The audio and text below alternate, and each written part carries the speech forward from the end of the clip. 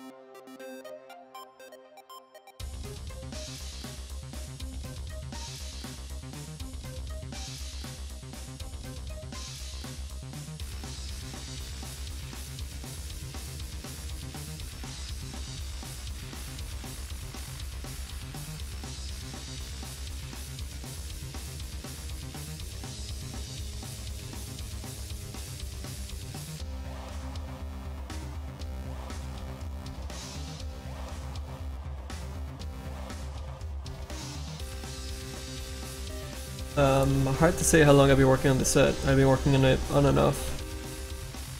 And I remade the mouth a couple times before I had the whole mouth with top teeth and the huge tongue sticking out, but it really messed with the in-game animations. So I just made the bottom jaw now.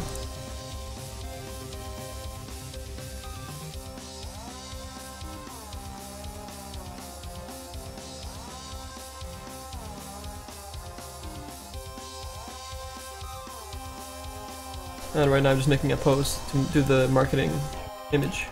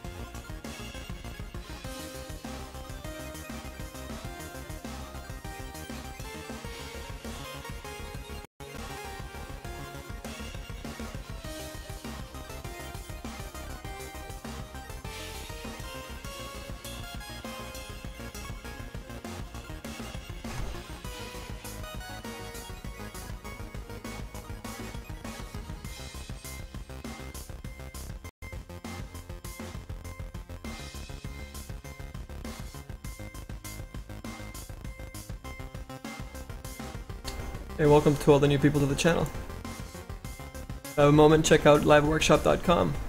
We have a bunch of other podcasts and tutorials for how to make Dota 2 items.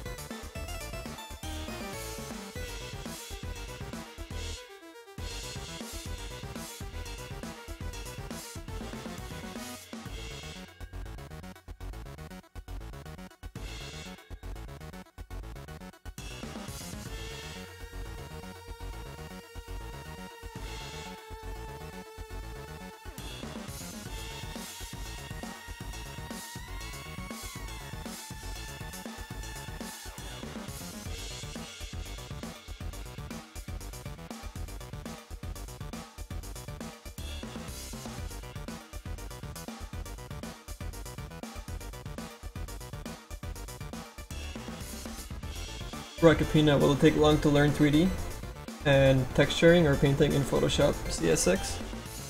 It really comes down to how much time and dedication you put into it. Learning the programs won't take you too long.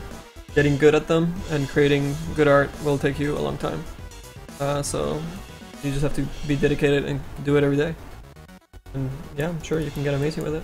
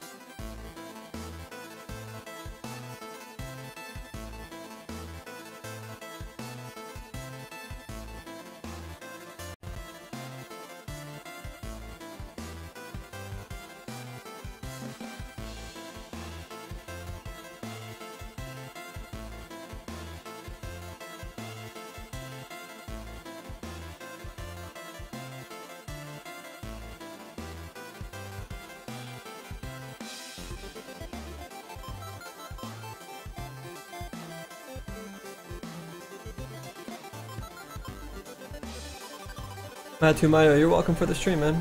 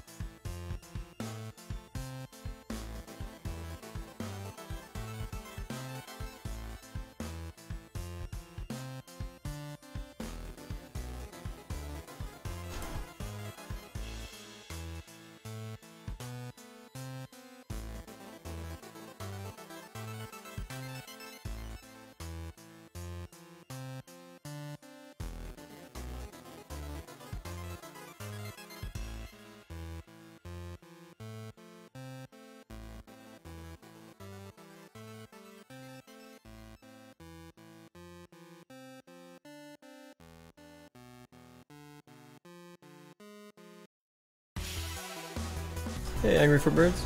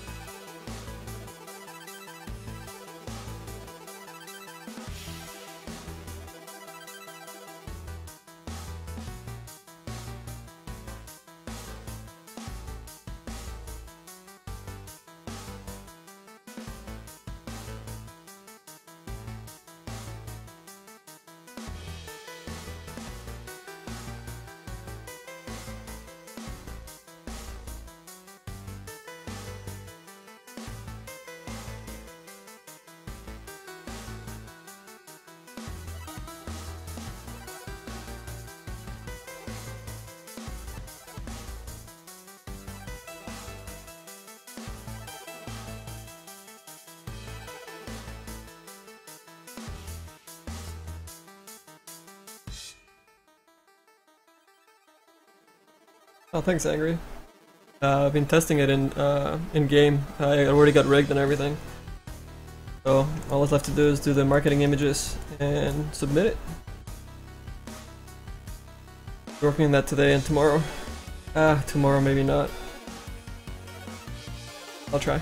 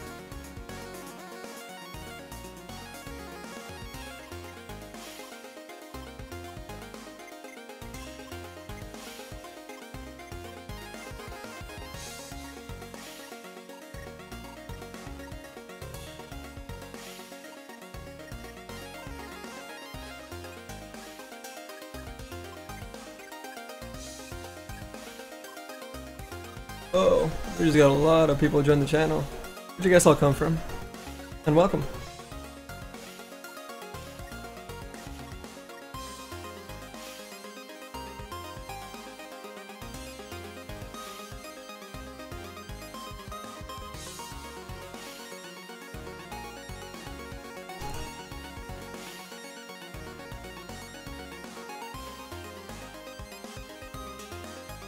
Yeah, it totally just jumped like crazy.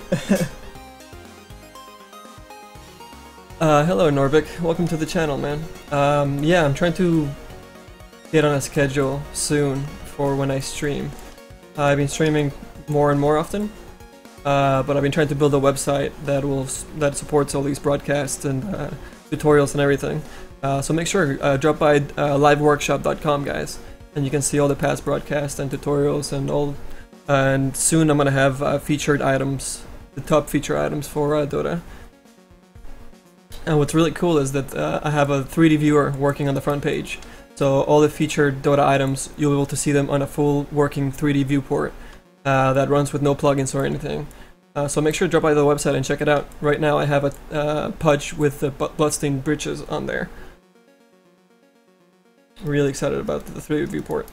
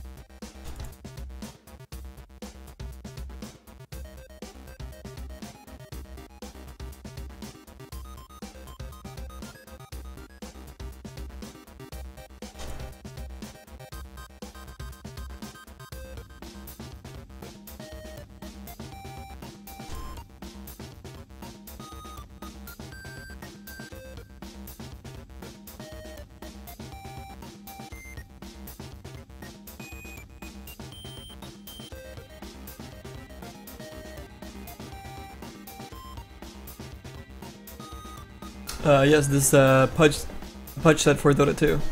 Already tested it in game earlier tonight with all the items. So it should be in there soon, hopefully.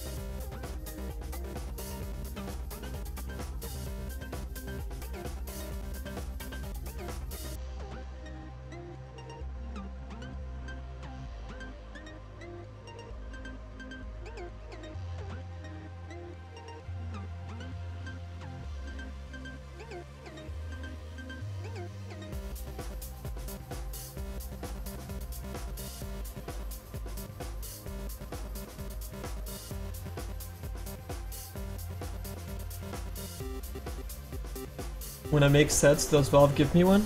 You mean if they get accepted into the workshop? Or into the game from the workshop? You do get one.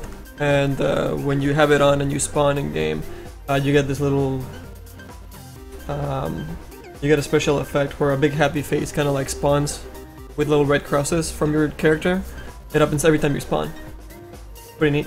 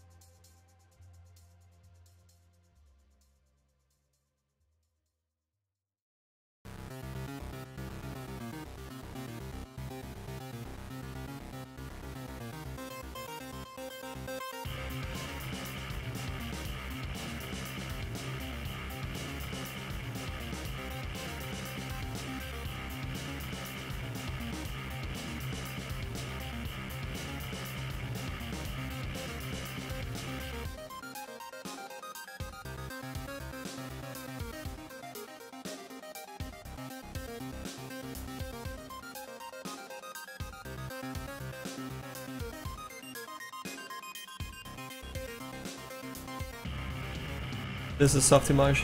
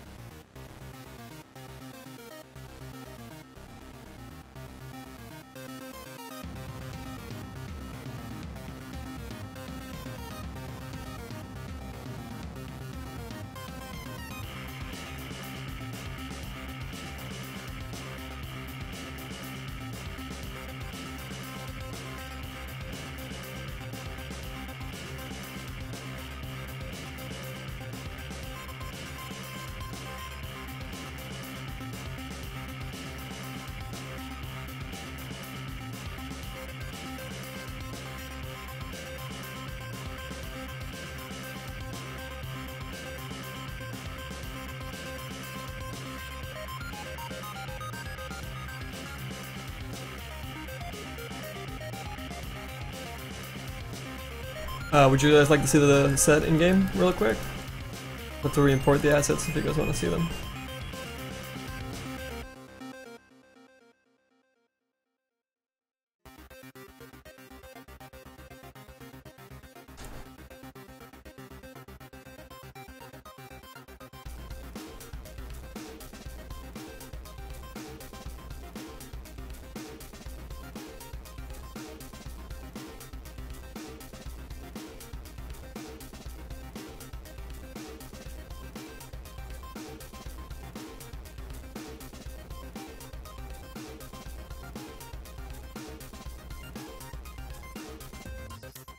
I've been modeling for 14 years. I got started a while ago, man.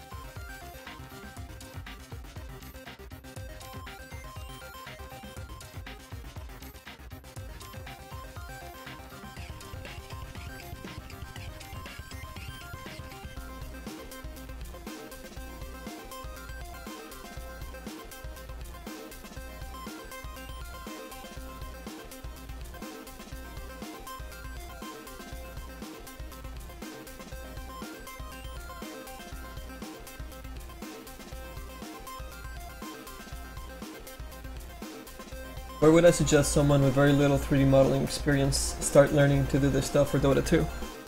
I'm happy you asked that. This stream is going to be hosted at LiveWorkshop.com. It's a website I started. It's going to have all the broadcasts of me working on art and other feature artists, as well as free tutorials and paid tutorials. And it's going to feature, like I said, a bunch of really cool Dota items. And they will be featured in a 3D viewport, which we just got working on the front page. So drop by and check that out. And all the broadcasts get saved onto YouTube, and you can access them from our website. So make sure you subscribe to that, and you follow us on Twitch. And just recently, I just got the page up for Twitter as well. So if you follow any of those things, you'll be notified when a new video goes up or when we start streaming live. So make sure to drop by, guys. The support is very welcome.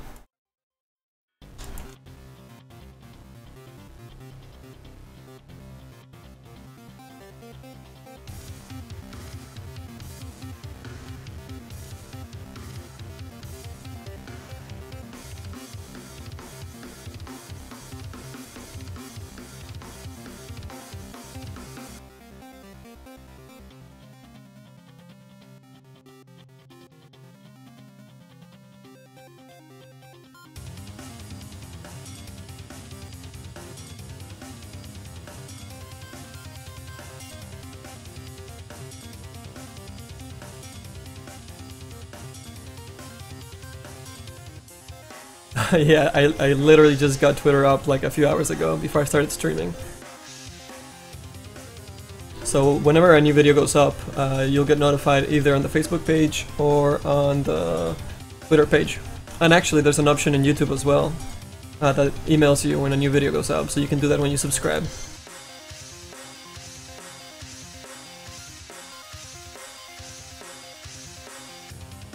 So choose your poison and follow the LiveWorkshop.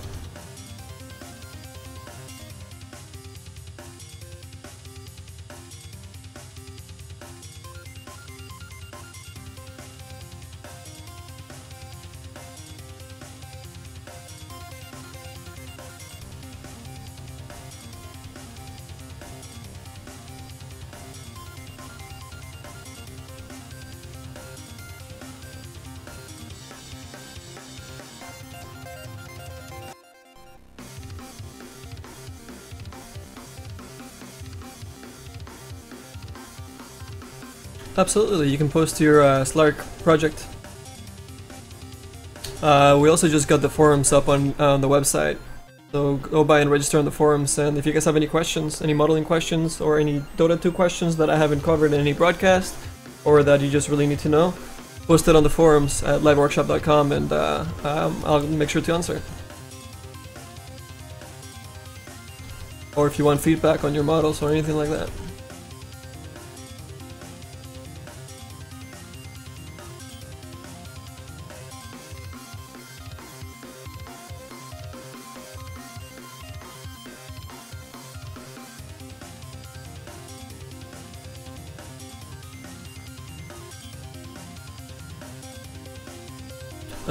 If you're, I don't know if you can make a lot of money from, if you're a new modeler. If you're fairly new, you'll probably take a little bit, you know, to get good at your craft, and to get good at designing items and characters. So, I mean, it's great practice, you know, because you're modeling along with a community, and where a lot of people are learning as well. So, you got that going for you. Not sure if you can make it, you know, make it a living out of it right away. But it's not a bad place to start.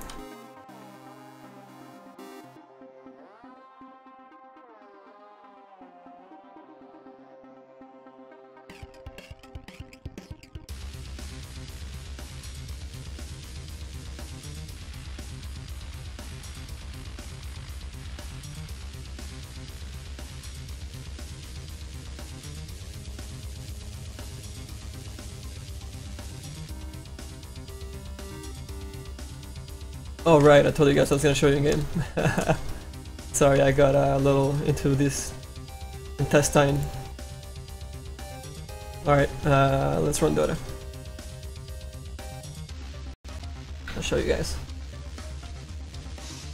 Actually, I don't think we need Maya anymore, so I'm gonna close Maya. Here we go.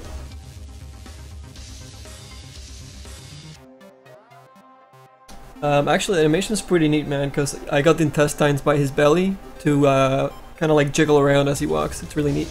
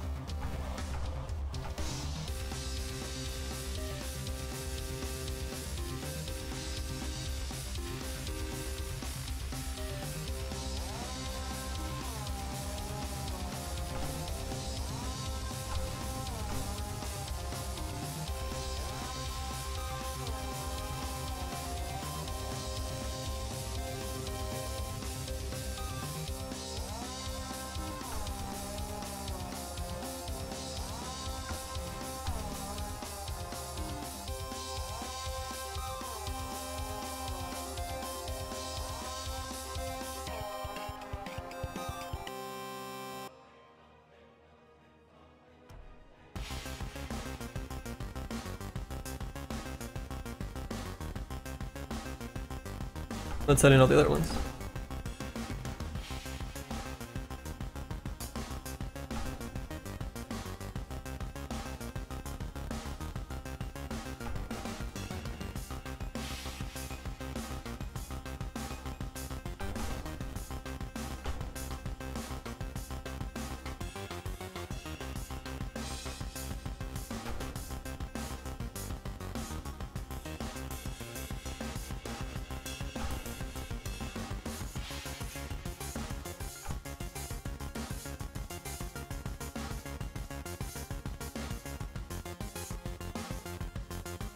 Make sure to follow the Twitch channel if you haven't followed it yet, guys. All pick. If the more people we get following the channel, the better chance I can get a partnership with Twitch, and then we can have more options like subscriptions, and we can get like different resolution types, all sorts of good things.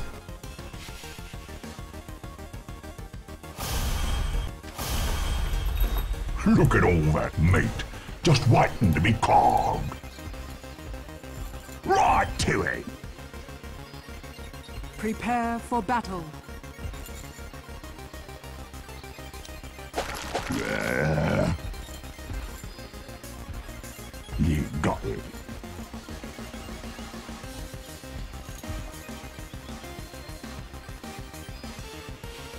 Thank you. Yeah, the chain hook, I'm gonna ask Valve, see if we can get the, we'll replace it with the intestine, so it makes sense, right? I mean, that's the whole point of this guy, is that he's using his intestines to throw the chain, or the hook out. So we'll replace the chain. I'm pretty sure we'll be able to do it. Not worried about it. So we'll replace that. Whatever.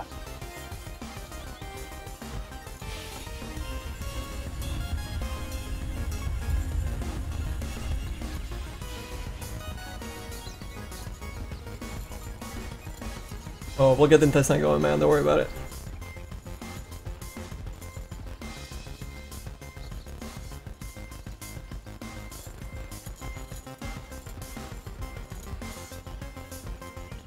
Yeah.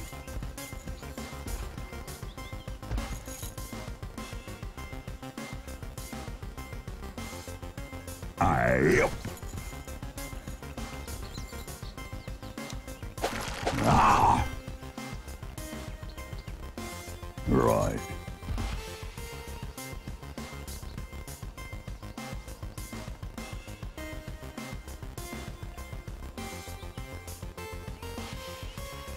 Hi, hi.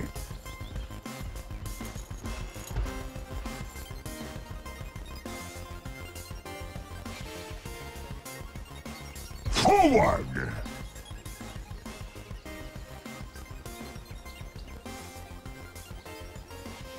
Heading out. Do you need to be a talented artist to do this kind of stuff? So I think you're talking about being able to model, as opposed to being able to do things like illustrations and concept arts, which is more like 2D drawing. The 2D, if you're good at 2D drawing, you're gonna benefit by, you know, be able to create better textures, which is something you can still learn even if you're not good at drawing, you know. But I mean, anybody can learn this stuff, man. It just takes you know, time and patience and dedication. But yeah, I mean, if you're not good at drawing, but you know, you've sculpted a little bit, you know, you can start by that, you know, doing models. Do that for a while, and as you do that, you start learning about proportions and, you know, human anatomy as you're sculpting that stuff. So it actually helps your drawing abilities at the same time. You can start building from you know, getting good at one thing and then expanding that, you know, and applying that knowledge to the other parts of art. Right. That'd be my advice. Don't get frustrated because you can't do one thing, you know? Yeah.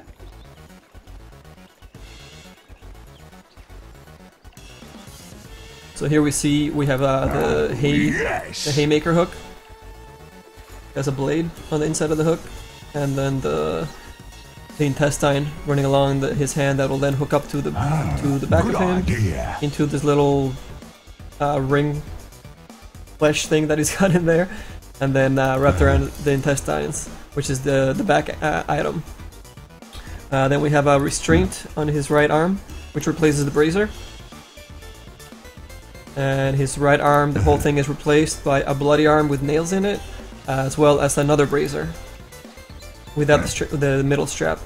So the other strap's more detailed. This one's less detailed because we have the big arm and the nails on there. And then replacing the his offhand weapon, we have this machete with grabs on it. Whatever. And naturally, replacing the hair, we have the mouth. Insanity jaws. Right. Be cool if we could get those dripping with blood, you know, with a little special effect. Let's see if we can do that. Oh, let me show you guys the mask too.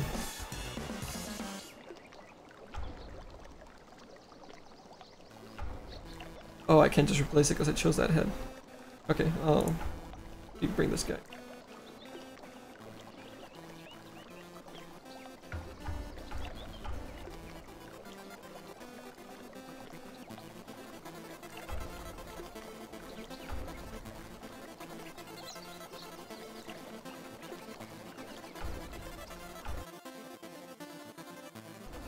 I wonder if it saved all the other items. Nope.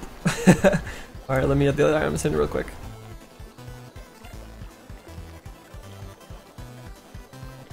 Takes about 30 seconds.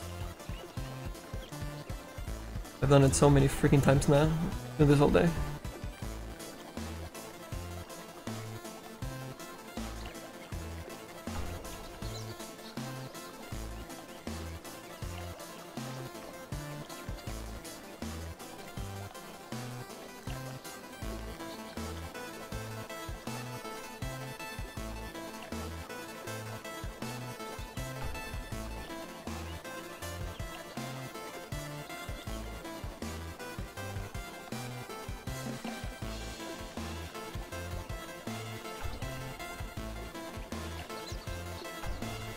Cool. Oh no, it says we're already in game. How do we get out of that game?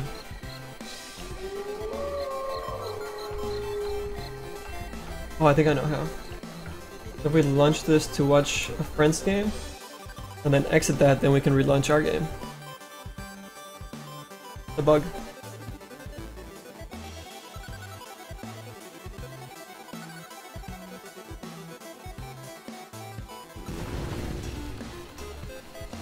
After spending a lot of time on a project, do I ever get sick of seeing the finished project?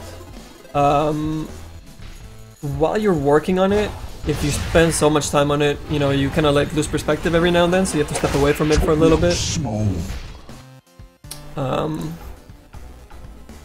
But once it's finished, I mean, you don't get sick of looking at it. I mean, if anything gets in game, I'm really proud that it got in there, you know? Because it does take quite a bit of work to get it done. To the level that you want to get it to, you know?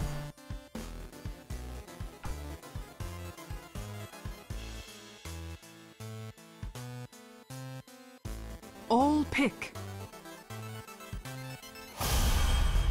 Oh, it reset. No, it should be alright. Look at all that meat, just waiting to be carved. You got it. Prepare for battle. Oh, yes!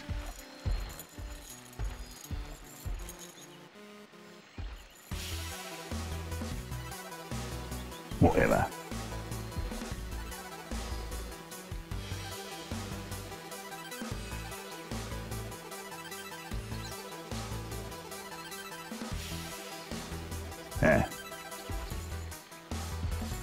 So I'm not sure what to do yet. You guys, chime in, see what you guys think. I was thinking of releasing the set with the first mouth that you guys saw, with the bloody mouth, and then releasing this mask as an by itself. Even though the mask, I mean, both items look good with the set, I think, but the white plays really nice off with the bandages. Heading out. You know? So I don't know. Not sure what to do.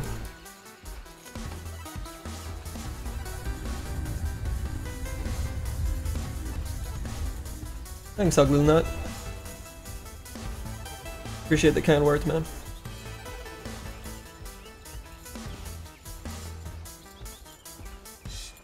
Make the hook bigger? It's already bigger than the default hook that Fudge has originally. Ah, good idea.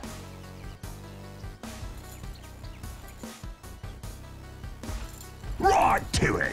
And I don't want to make the hook bigger than the machete. I think the machete plays nice. That is, you know, yeah, even bigger than the default machete, that, you know, or butcher's blade. Yes. And it kind of lets the intestine kind of show a bit more, you know, having the hook be a little, you know, not as huge. Here I think the intestine is the important part to show off.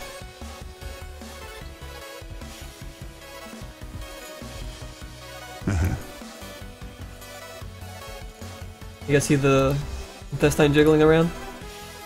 Oh, yes.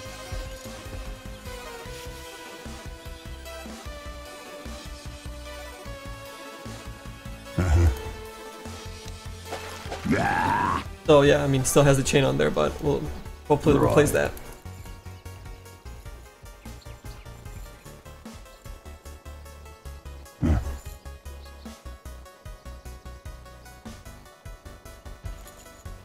Forward.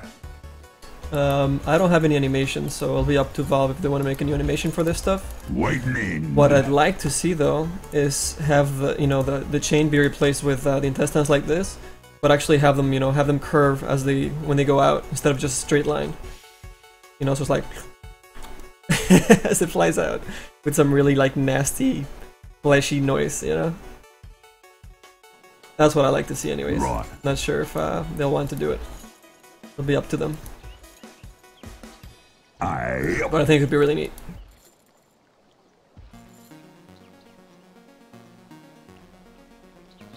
Hi, hi.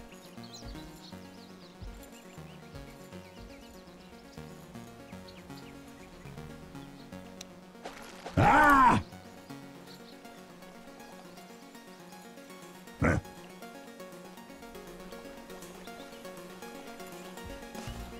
Eh.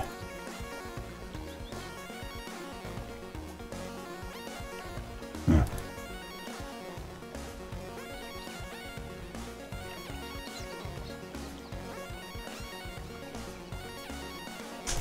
Screenshot. Uh-huh.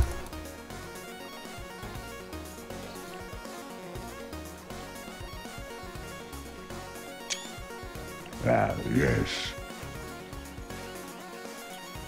Want to take a Roshan, guys?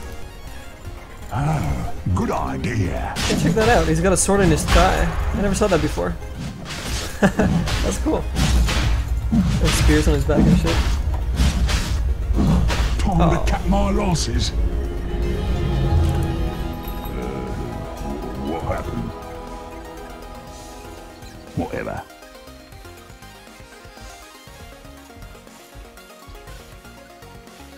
Thanks, Crazy Nova. Got it. Those these intestines hanging out. Right to it.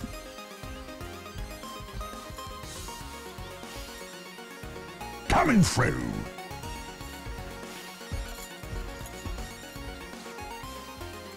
Oh yes. You guys see the bug over here on the avatar? When you die in this test mode, the item duplicates and sits there. Yep. Make a death animation? I haven't animated in many years. Yep.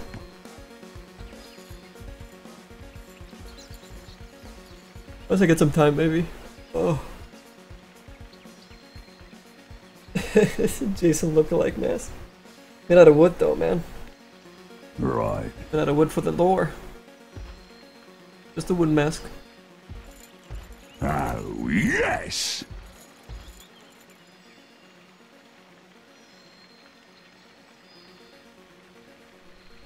Yeah, definitely a custom sound for the Waiting in. intestines would be awesome. All gooey. Huh.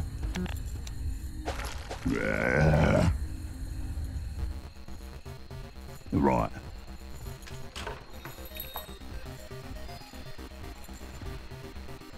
It's not ready. Ah!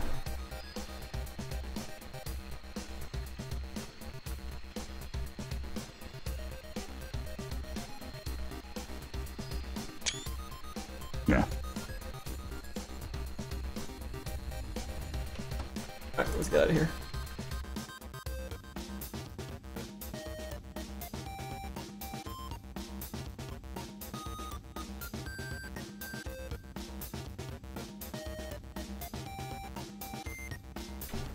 What did it do?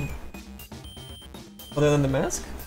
The restraint, the right restraint on the arm with nails on it, the machete, the hook with the intestine on it, and these intestines are coming out of his stomach. Oh, and the mouth. Well, you didn't see the mouth on the because we had the mask going on. But yeah, it's a 6 item set.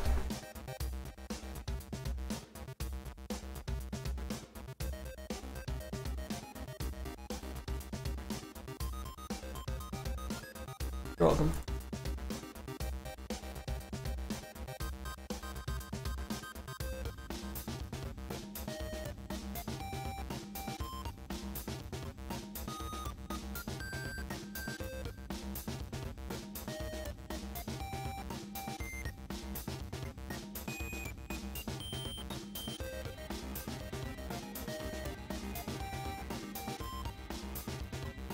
Wait.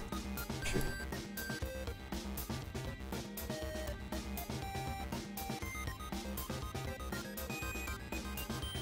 Not what I wanted.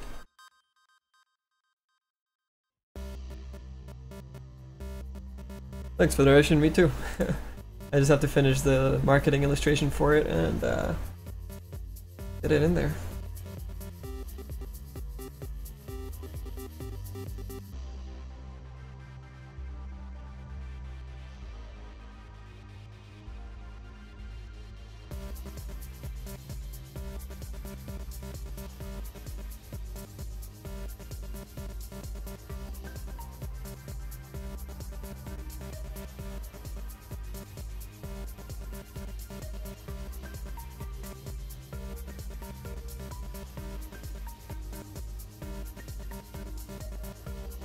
I'm using softimage right now.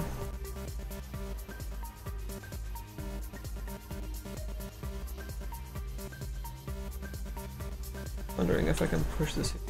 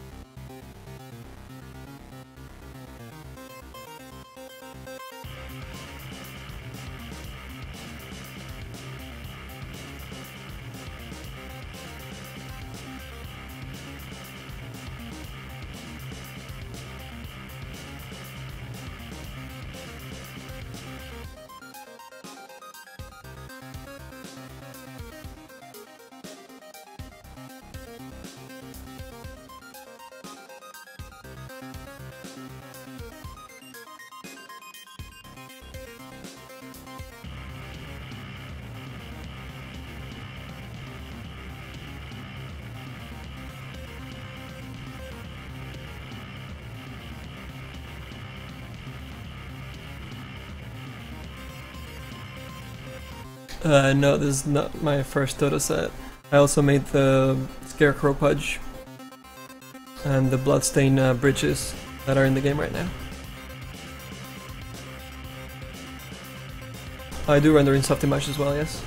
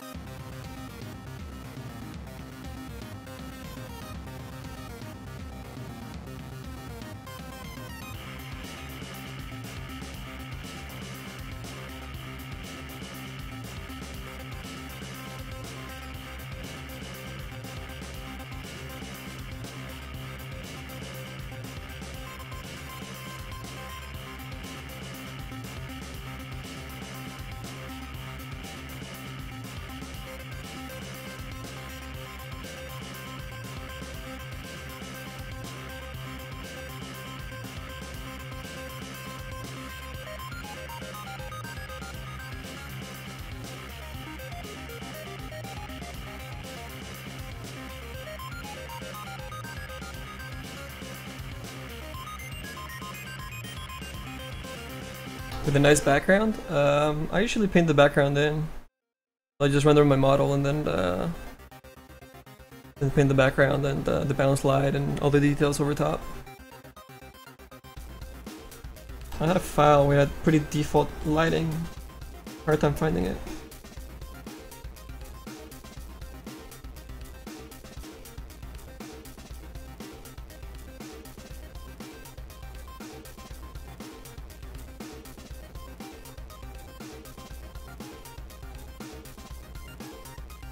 If there's people posting high poly models, they're not gonna get in. I mean, there's a poly count limit per item that is already set. So if it's over that, you won't even be able to import it to compile it and test it in the game. But if they're posting images, like marketing images, then those are just for advertisement. It's what I call a beauty render. And well, Valve's calling it a marketing image, so that's probably just painted over to make it look really nice. And then their in-game models are underneath the polycap.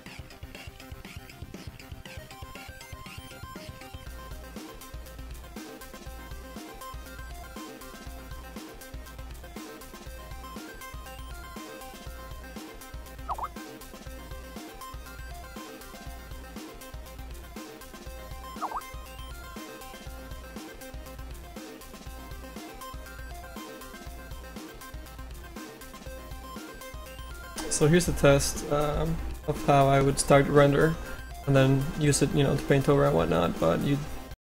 Oh, this is way too bright.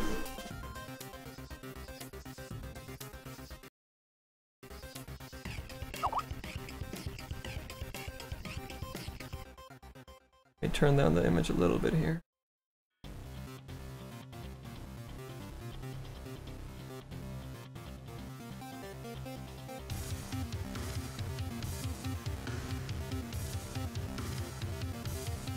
I'll use an HDR image to light the surroundings, and I think I have a 3-point lighting set up. So you know, this is, I mean, it's not the greatest render, but it's a pretty good start that you can grab and then use the diffuse texture to put on top of that, and then start cranking something really nice out. So let me show you guys what that would look like real quick. We'll just do a quick test. A mini workshop, if you will. And close all these other files because they're clogging in memory.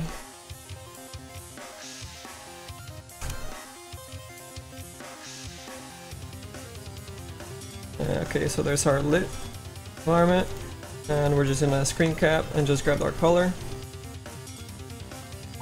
Put that on there. And let's crop this out because we don't need to be this large.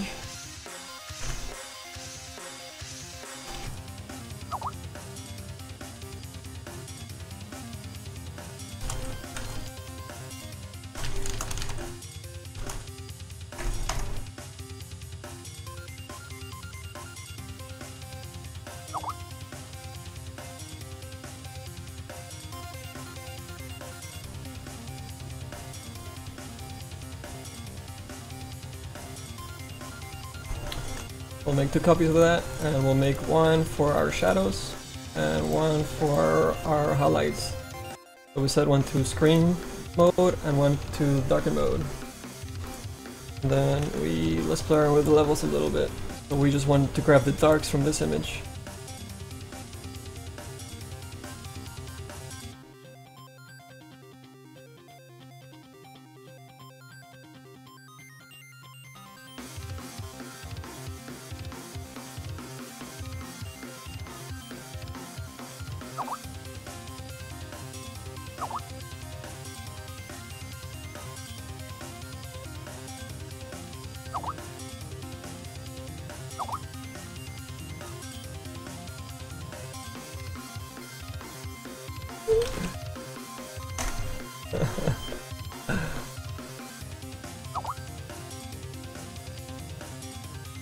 And I usually run a little filter on this guy too.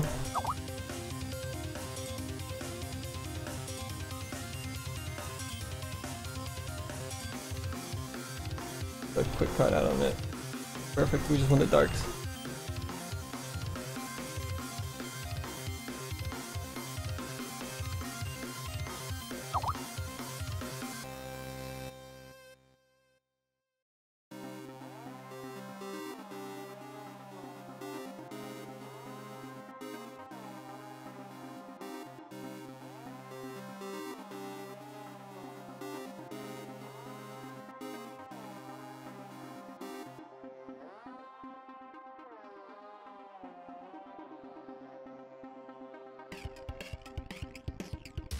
And on that darkened layer, we're gonna give some color to the shadows. Black shadows never look good. So there we go, a little bit of color on there. And we have this crazy thing that we made with the filter.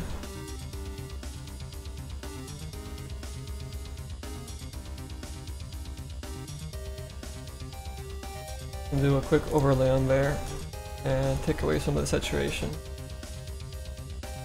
And contrast it out. Now we have really dark blacks, but we can grab our opacity layer and just put them in a little bit, and then give them some color too.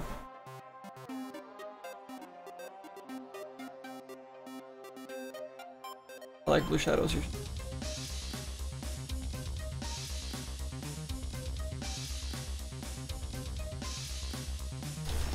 Diffuse layer. Do the background on it. And we'll do a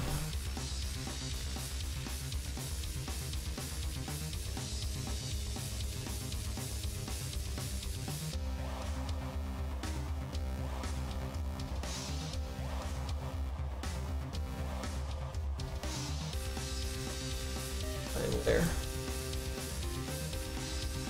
Now our highlights.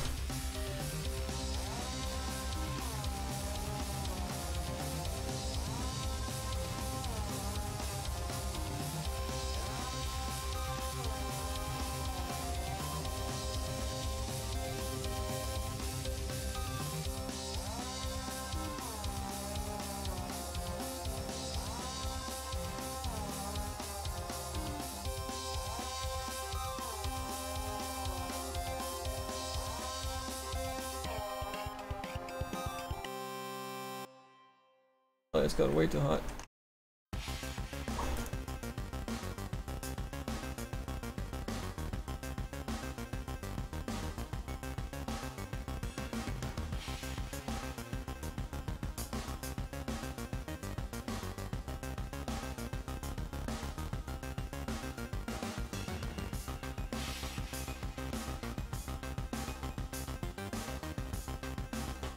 And we kick back the color because it's getting too saturated on the highlight.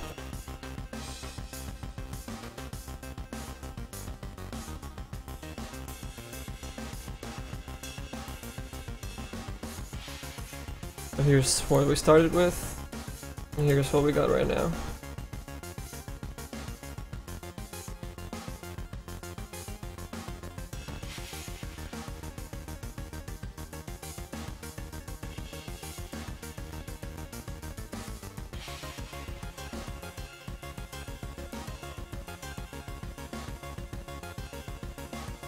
knock out dark backgrounds. Shouldn't be here in the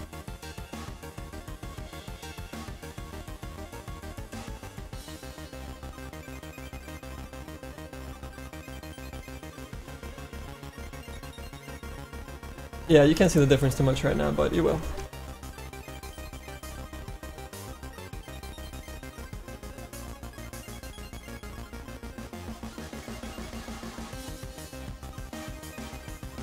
A little bit of an inner glow on this guy. Maybe a little colorish, kind of reddish.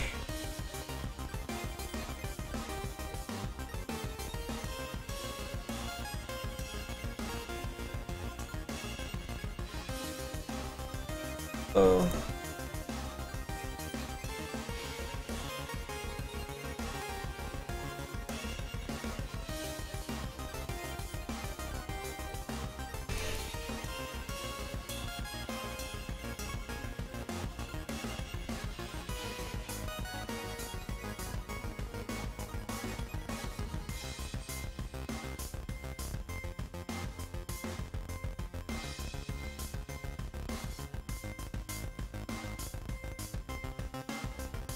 Okay.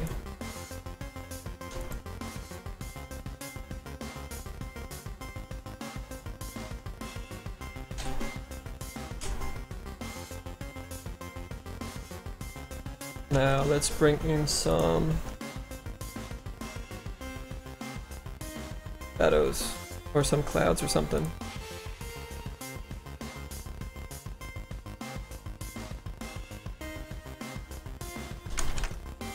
Clouds or fog or something like that. And the dark background.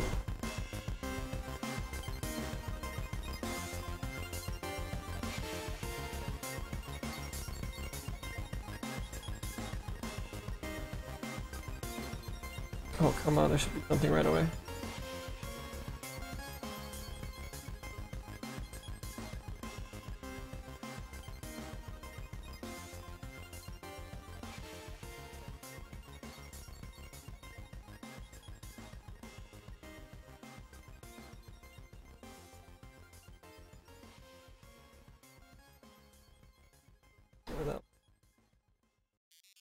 Bring that in, and we'll bring thing quickly in here. That.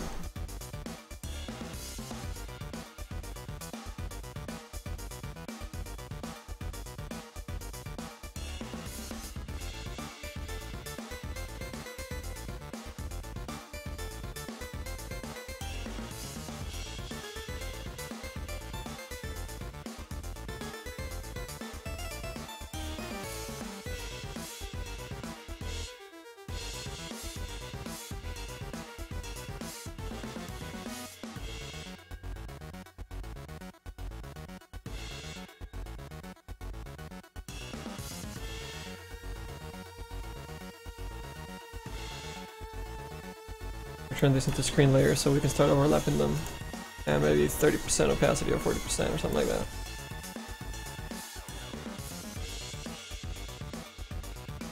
Start throwing some in front of them.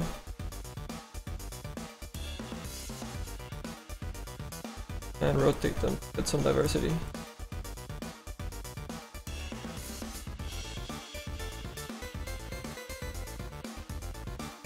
See what we can do with this guy here.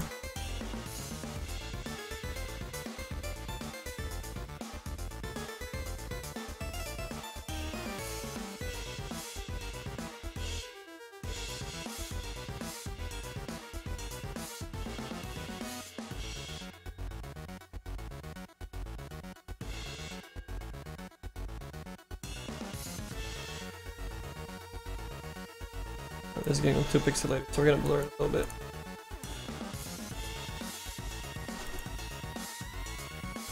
Okay. Merge. This for a little bit.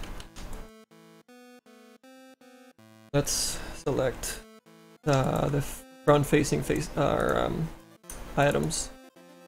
So we're gonna fog distance out I'm doing this really quick and dirty, so excuse my crappy selections. Rush job.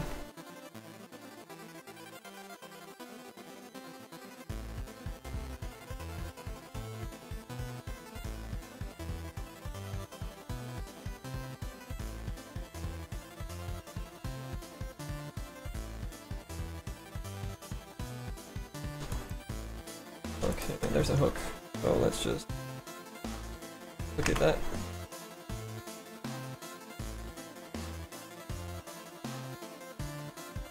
That in front of the steam. That. Does it look different, yeah? All right, let's grab the background so we can establish, you know, the foreground, midground, and background. And this is a technique that I usually use when I'm creating concept art, because it really gives you a sense of shape and depth. You know, you start faking it with fog, just like real life does. You know, the more molecules that are in the air in front of something, the more foggy or cloudy it's gonna look. You know. So I use that even though you're really close up to things. Try and use it on your concept art, because it really adds a good effect to your art. You know, it gives you a sense of what's in the background and what's in the foreground and what do you want the viewer to pay attention to.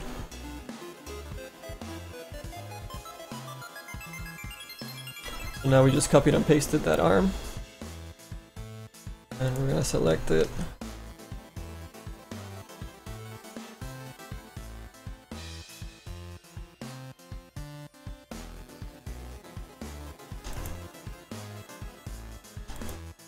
And what I'm gonna do is,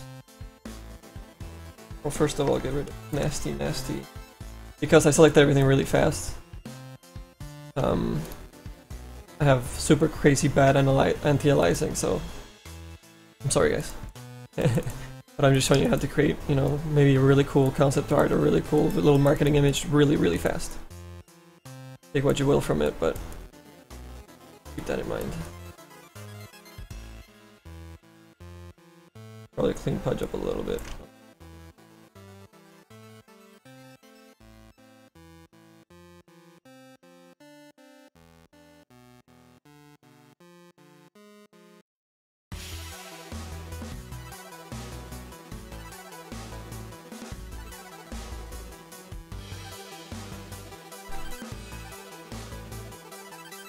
Oops.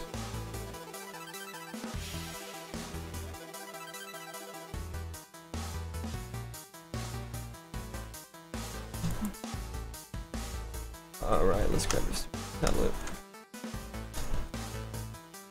We're just gonna clean up this nasty edges really quick. Again, excuse my rush job. But we're just making it look higher poly than it actually is.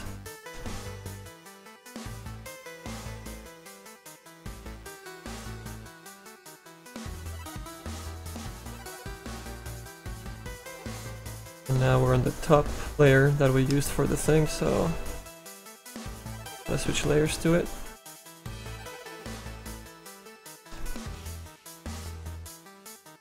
There we go, we're just rounding stuff out so it looks nice and smooth and more photographic.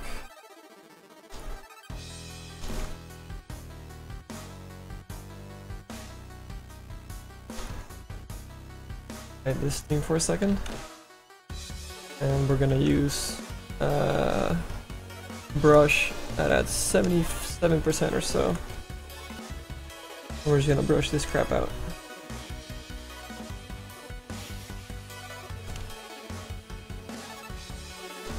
Make it sit way nicer into the painting. As we used the low poly model, we probably should have been using some higher poly, or, you know, smash mushed it and clean the stuff that you saw me doing to the other Pudge render.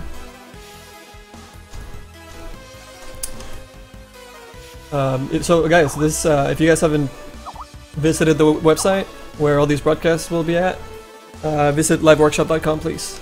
And make sure to follow us on Twitch and follow us on Facebook or YouTube. Subscribe so you can be alerted when new videos are available or when we go live online.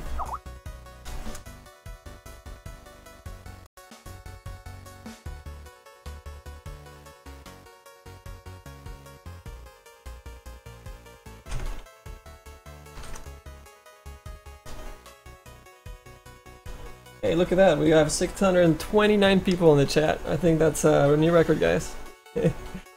Thanks so much for joining. And please visit the website. There's tutorials there and past broadcasts. Also, we just got a new viewport, a 3D viewport working on the front page. So check that out. You can see Pudge, you can spin Pudge around with the bloodstained bridges from Dota 2. And future art will be shown in that viewport from now on. Really excited about it. Alright, so it's looking a lot smoother now, yeah? Now we put back those layers, and our front hook, and this is the layer I wanted to do. So we're gonna grab our white, actually no, let's grab a little bit of a dark color. And we're gonna set lock on our layer, so that we only draw on top of what's in that layer and not on the outside, so we don't mess around with the background. And we'll put our opacity on our brush down to 42. And let's just, too high, let's go down to like about 18.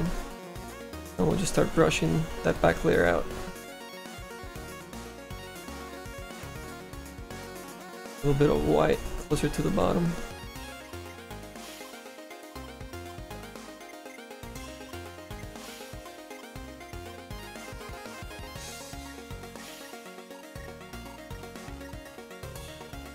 Oops.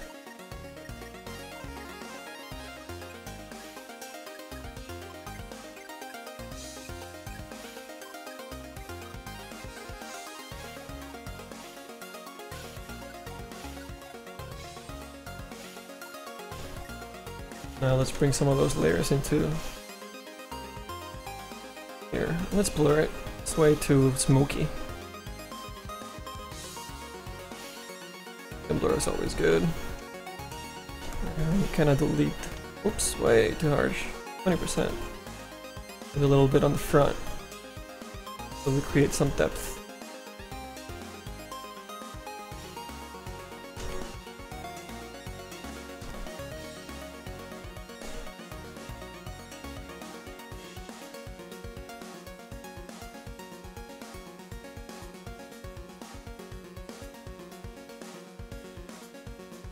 Yes, I am using, actually, well, not a Cintiq, I'm using an Intuos 4.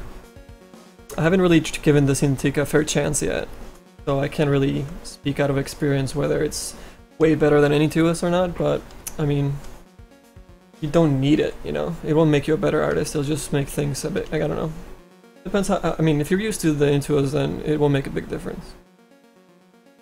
That's why I haven't really paid too much attention to it. Alright. Now, let's make a gradient colored. Have a bit of a white, a bit of a maybe.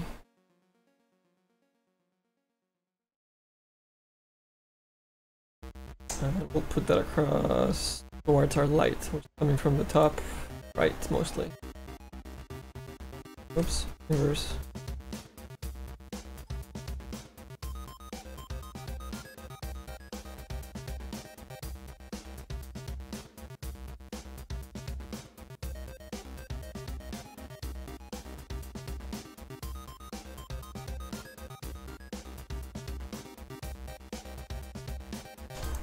Alright, but first, actually, let's...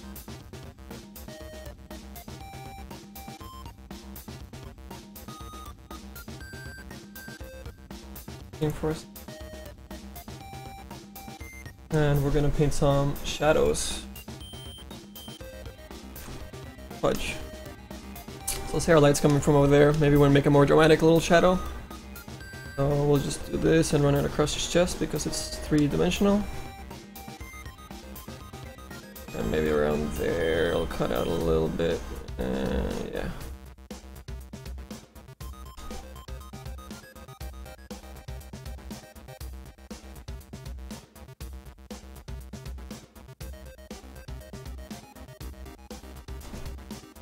Quick and dirty.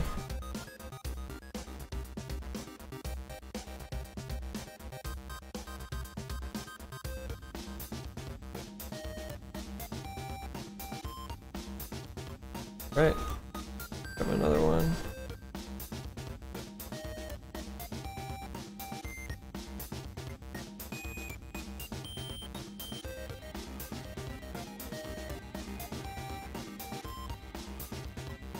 So this shadow layer is gonna live underneath our arm.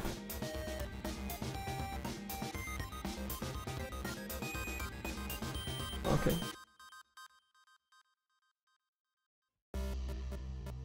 Maybe we'll make a shadow.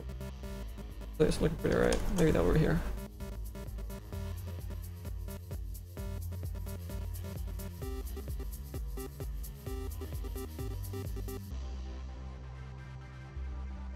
Then a little bit one underneath there.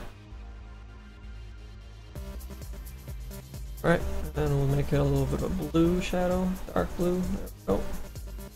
And we'll fill that in. Make that a multiply layer. And we are gonna mask it and then start deleting away from it at a very low opacity. We get it just how we want it.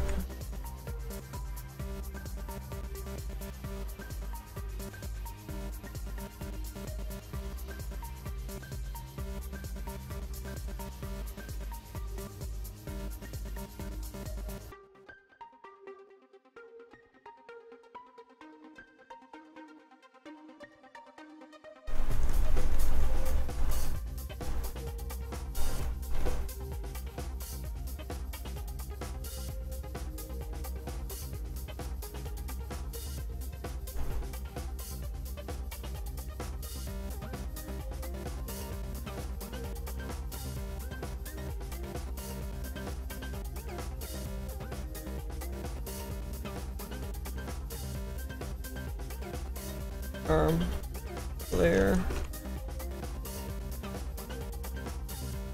So we need to duplicate the layer and then bring it back up so it's on top of the arm, or the other part that we did for it. So we're gonna delete the stuff that we really don't want to shadow on. Then go back to our low opacity and start erasing away. Get a nice little gradient there. Fast, fast, fast, fast, fast, fast, fast.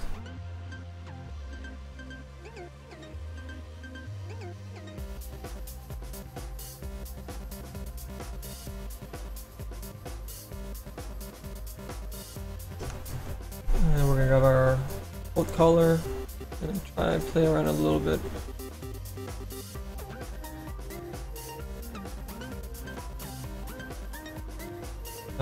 Not the lighting, sorry. Have some darks to kick back in.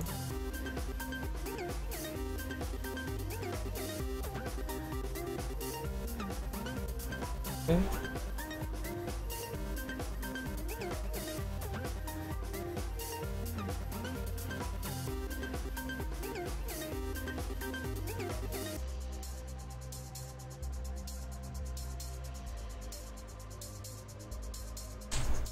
Up this image because it's getting rather large.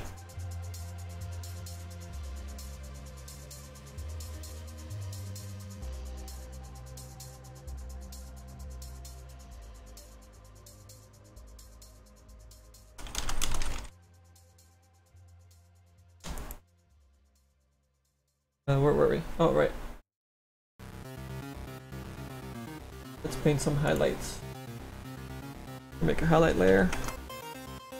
And we'll leave it 100%. I'm gonna grab a 9 brush. 60%. I'm getting really close to fudge. And we're gonna paint in some fake rim lighting because our render didn't do it.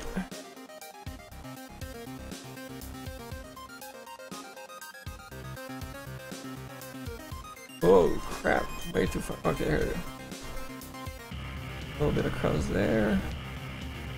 And add some detail, like he's got some like little frowns, you know, old man Pudge.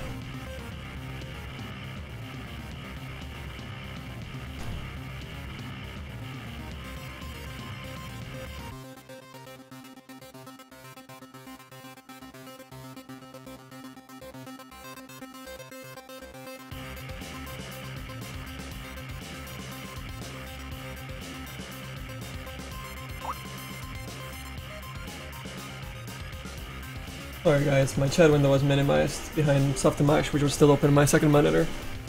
Let's see, let's answer some questions. What we got?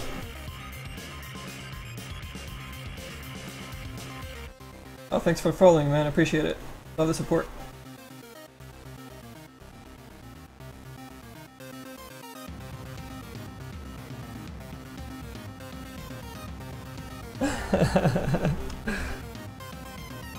How do you get big on Twitch? I don't know. I'm trying to do it right now. I'm fairly new to broadcasting.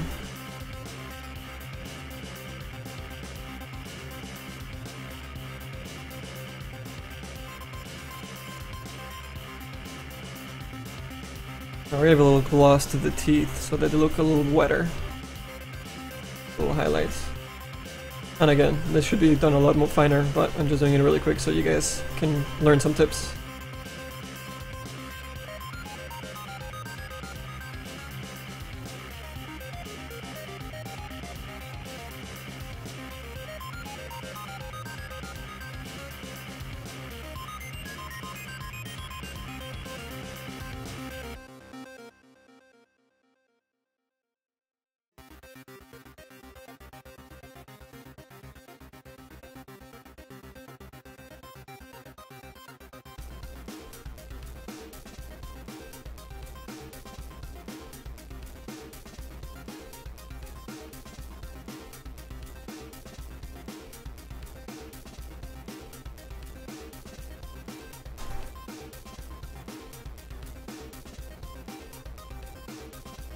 So if you want to make a really good beauty render, you want to make your materials have, you know, like actually build the rim lighting shader into them.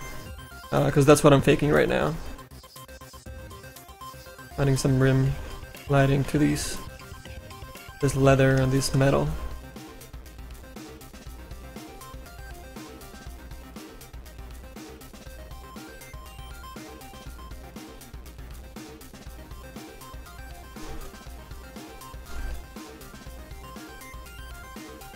Bring that metal out a little bit.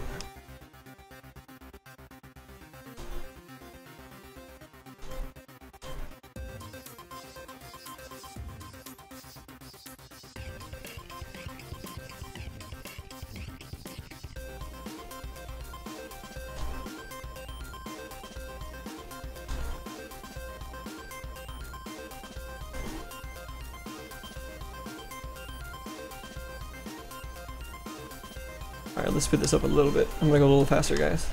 I was gonna get a little flop here. But we need to move on.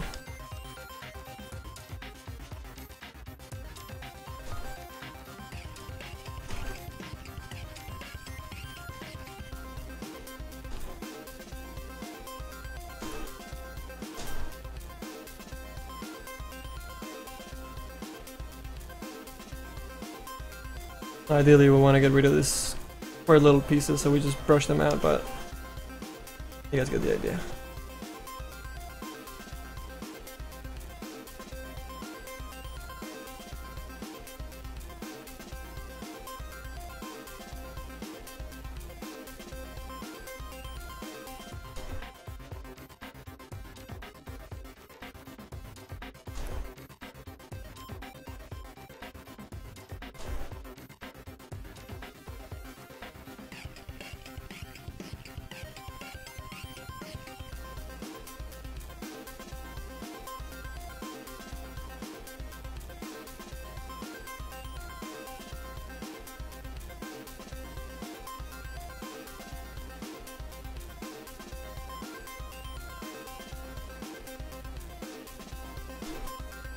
And some fat highlights on the outside.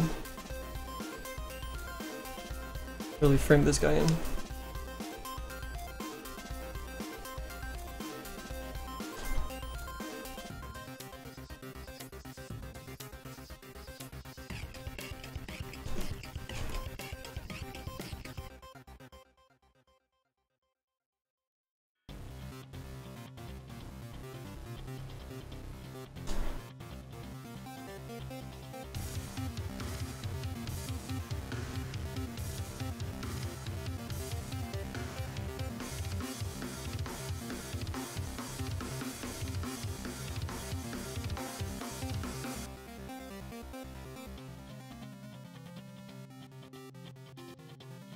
Okay, let's get underneath the arm and add a little bit more fog, but with a brown brush.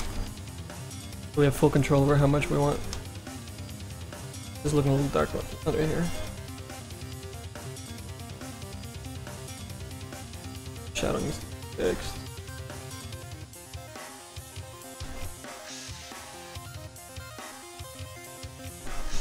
There we go. And you arm under there.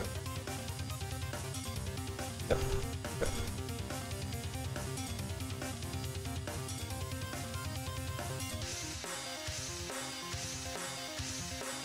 You'll see, like right underneath the arm, by putting a little brightness behind there, we create some fog, some fake depth of field, and we really push that arm forward if we wanted to showcase that bracelet, for example.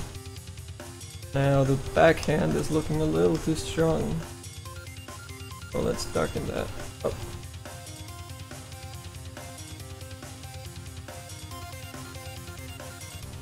Or lighten, I guess, in this.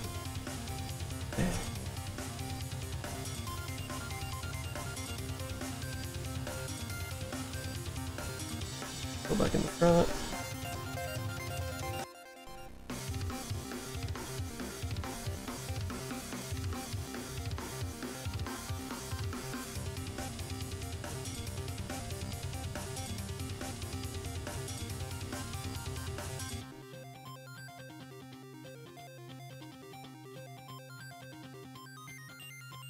Right.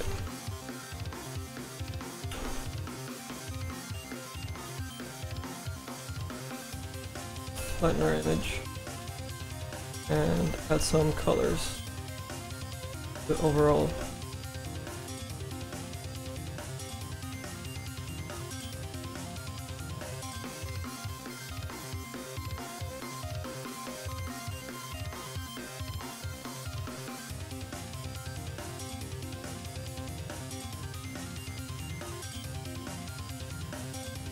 Okay. That.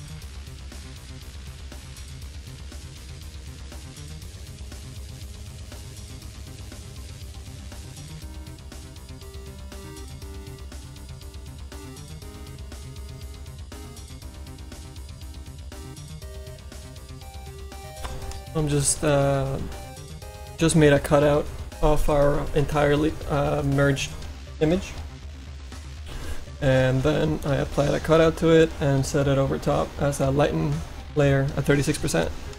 And you know, we got a bit of a painterly look on it, you know, by kind of like killing some of the detail that I don't want on the edges of everything. And now I want to bring the detail back on the detailed areas, but not on the outside of things. I'm just lightly brushing away on areas I do want to bring out, but not on the outside stuff. That stuff I want to get a bit blurred. And then we'll actually we'll add a blur layer to the outside, so we get some focal, some fake lens stuff going.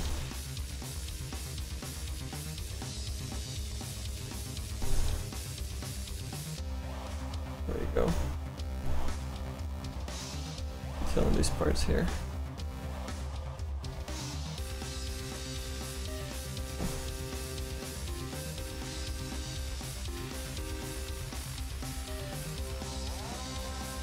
Background is getting really angular, so let's grab a brush, flatten our image, and we'll grab a brush right here. Actually, before we flatten the image, our background got way too layered. Liked our background before.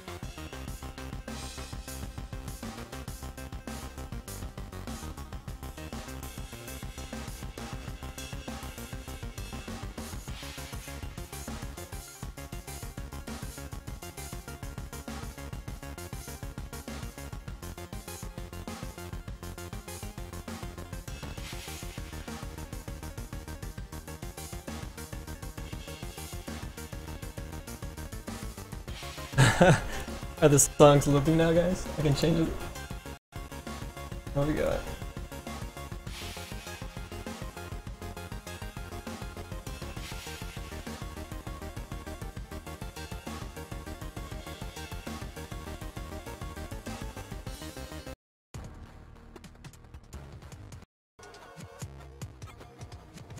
Go.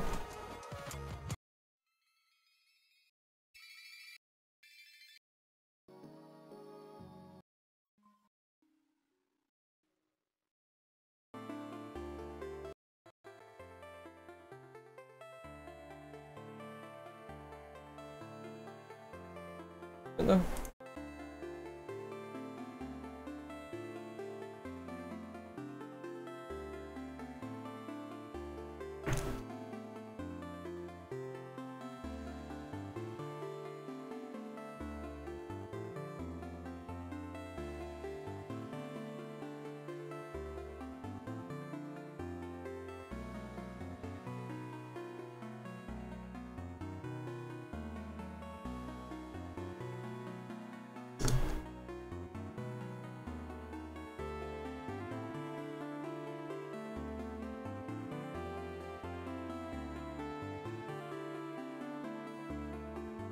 Duplicating the layer of just budge and blurring the layer underneath it. And then the layer on top, adding a mask and just erasing away a little bit where I don't want it to be blurred.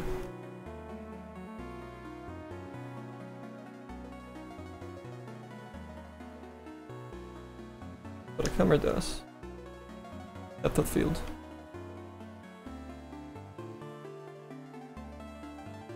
Or 37%. And just block in where we know we want our focal area to be. It's gonna be the head, vest, and the bracer. Run the brush across it.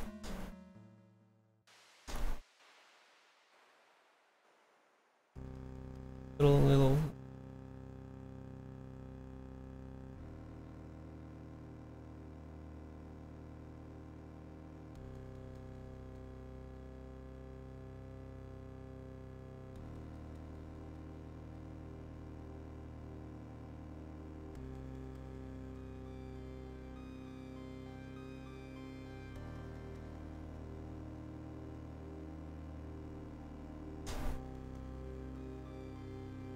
The difference without with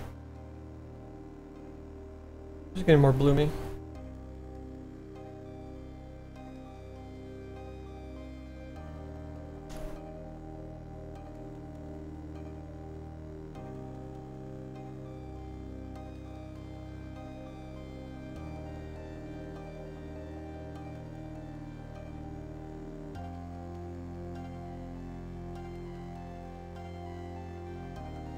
Oops.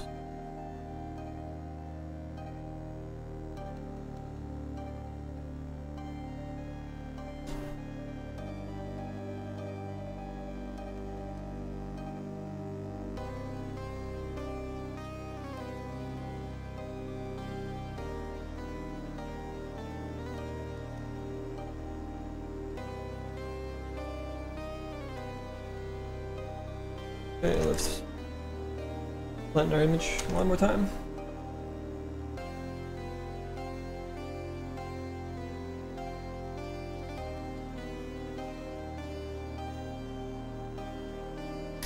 Where did I learn all this stuff? Just from making art for the past 14 years. Yeah, I've been in the industry for a while. So every time you make a new piece, you learn, you know, a little trick on how to do something.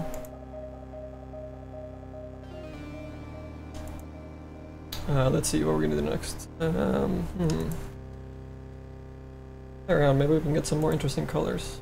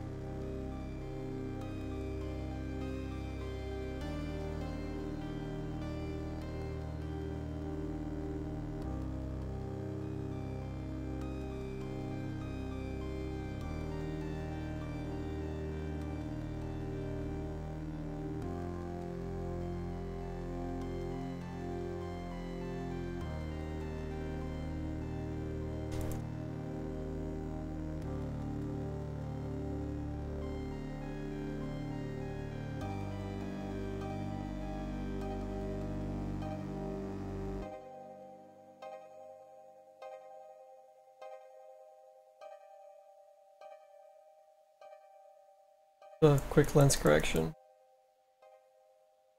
And what this lens correction does is it adds a color to the outer rim of contrasting values. You see right now, see this area right here? It kind of like, it makes it more like a photograph. It's an imperfection that photographs get, you know, through lenses as light bends.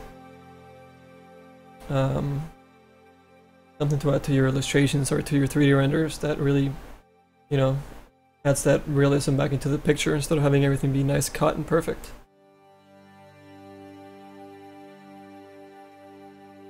You know, distorting the thing a little bit.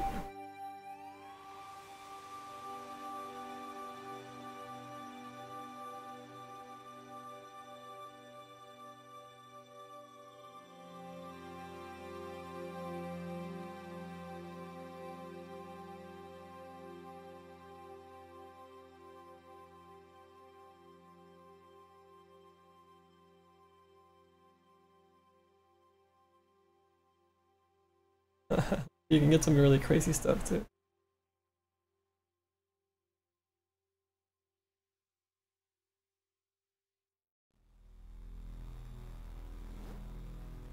Really push the lens. Or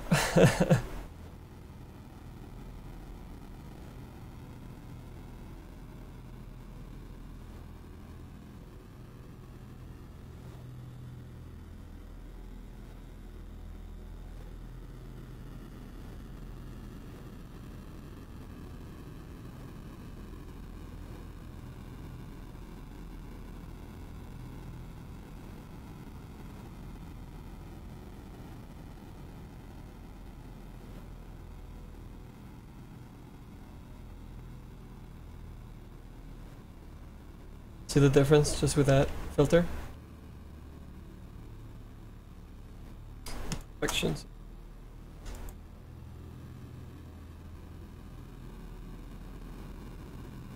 Noise. But even more imperfection to the image.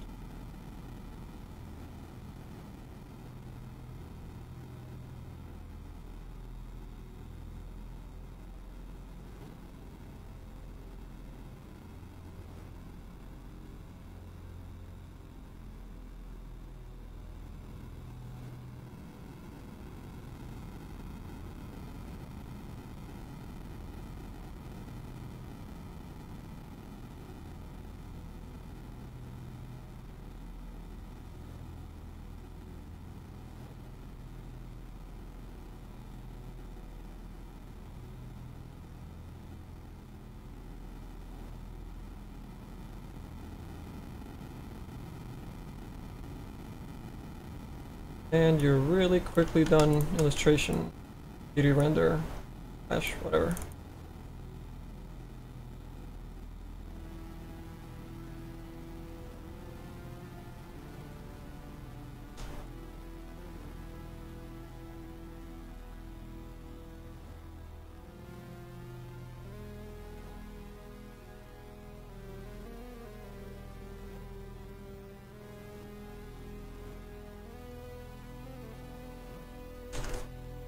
So there you have it, guys. Was totally not planning on doing that, but you guys wanted to see a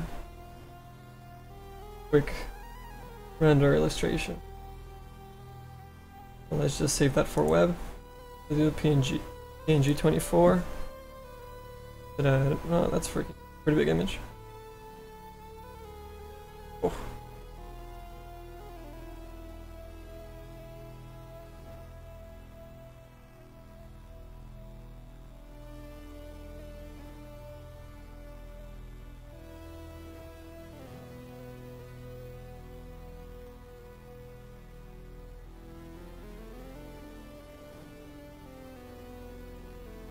And there it is.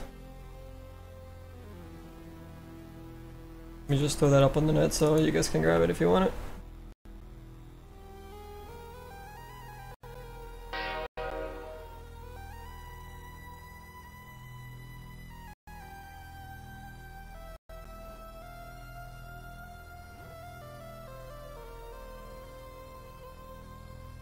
Well, I guess. Just why the hell not?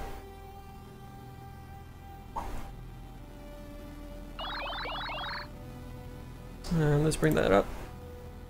Like.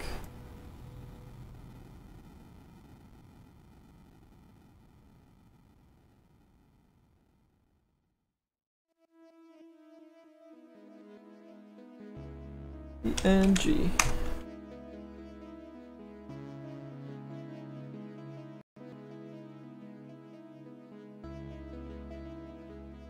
And let me copy that on the channel for you guys.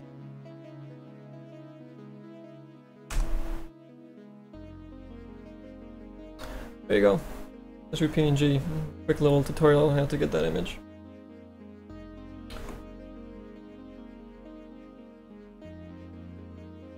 Just with, I guess, two Photoshop images or two images from the net for the background and the fog, and then just a really quick, you know, HDRI with 3-point lighting, quick render of your model. Let's see if we can get before and after.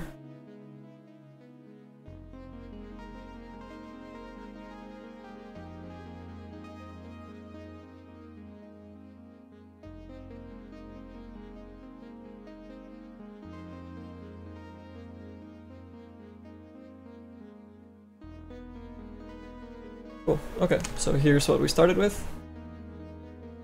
And then with all of our layers and fancy cheats. Bam. Yeah? Yeah, it's a huge difference, you know, once you know the tricks and you understand, you know, some of the important things behind making illustrations, you know, getting the depth of field in there, fogging out some things, you know, pointing the eye where you want it to look into the details, you know, basically showing the viewer what you want him to see or pay attention to the most. Especially if you're, you know, selling an item on Dota, you know, you want to make the viewer's eye totally, you know, fixate on that, on your item. So you kind of like push, you know, there's little tricks to push the eye into those areas of your painting. And this is a really good way to do it.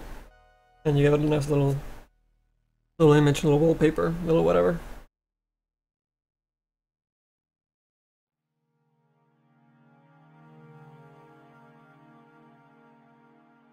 Thanks, guys. Glad you enjoyed that. That was totally out of the blue.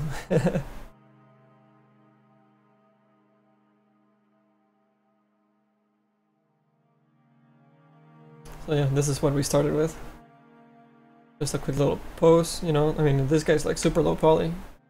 You know, like you don't need to be amazing at ZBrush or, you know, anything like that. You know, you can make something low poly, you know, texture it, do a quick render with some basic lighting and some HDRI. and then just start painting on top of that, you know, add that realistic feel to it, or, you know, your own style. Hide the imperfections on it, highlight the good stuff. See, like, there's no depth on this at all because it's a flat, low poly model, right? And I don't think I really have, like, even, you know, I think I have, like, a really basic shader on it to begin with. Like I said, I didn't put the rim lighting on it or anything on the materials. It's really, actually, there's not even specular on this. You know, I kind of, like, painted that in myself. Oh, my throat's getting really dry, sorry.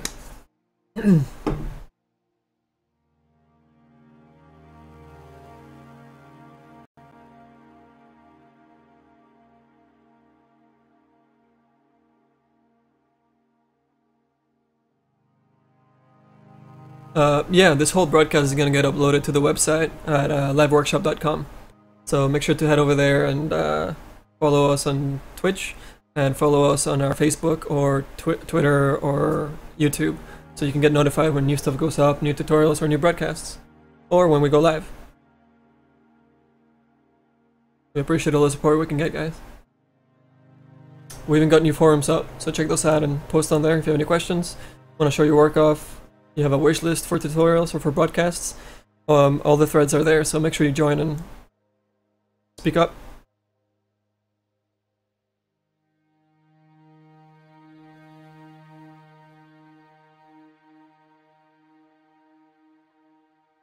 So all that work I just did really fast, I'm gonna do to this image, but I'm gonna do it more carefully, because this will actually be, you know, the rendering image for when I submit this pudge set into the workshop. You know, like all the depth stuff that we spoke about, you know, like it'll work great with this intestine running through the front of him, right beside him, and then all the way behind him. So you can really push some elements back into the background and then, you know, make those items really pop.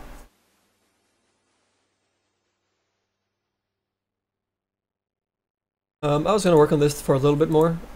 It's 4 in the morning here. I don't know what time it is over there, you guys. But I don't know how much more I got in me right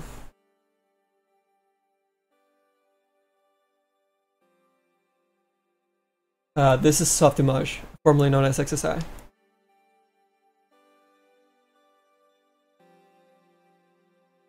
So this set will have the intestines, the bracer with the bloody arm and the nails, the bigger strapped restrainer, the hook with intestine on it, and a new machete.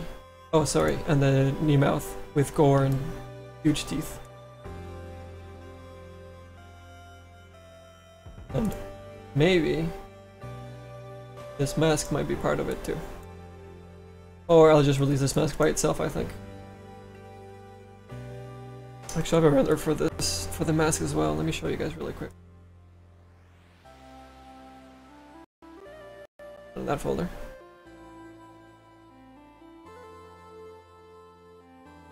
So here's, you know, a quick little illustration of the mask. Separate atom.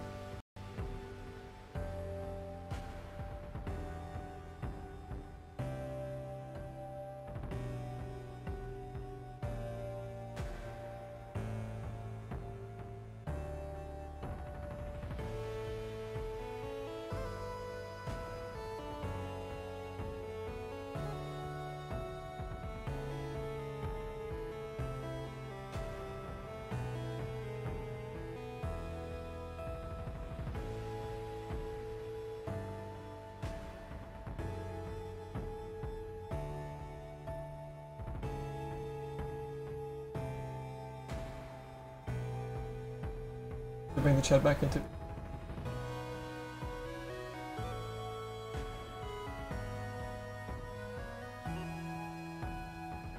How long did the modeling take?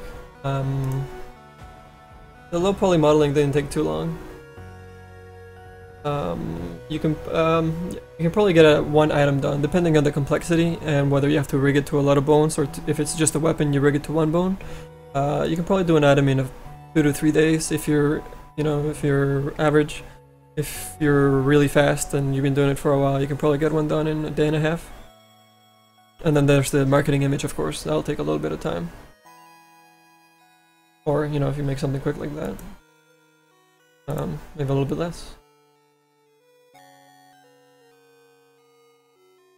But yeah, I'll have like a dirt ground on here or something, and I'll have this blade kind of like sticking on the ground.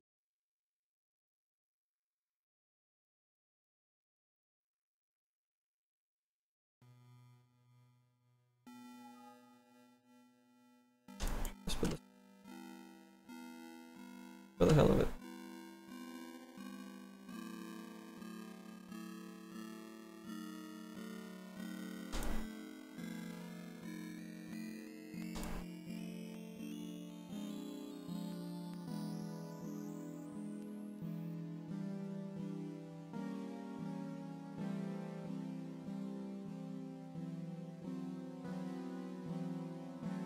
There you go. It actually looks really good in game because the white of the mask plays really well with the bandages from the top view. Kinda hard to see here, but I don't know. I'm not sure whether I want to submit the head or the mask or the teeth.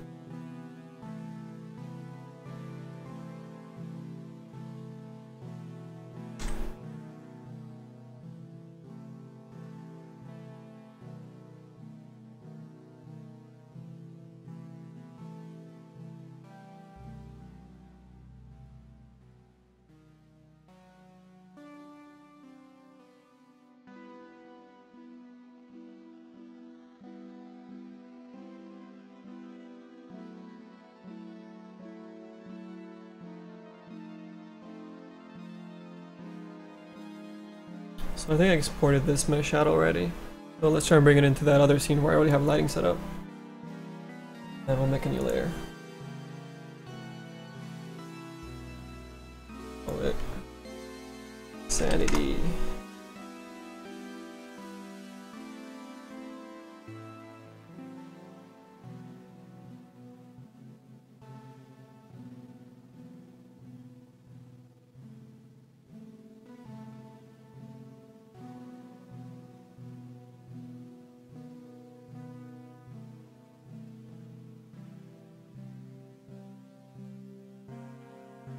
Be a size difference on this. Oh my god. Yep. Let's grab all the little bits here. Nope. Okay.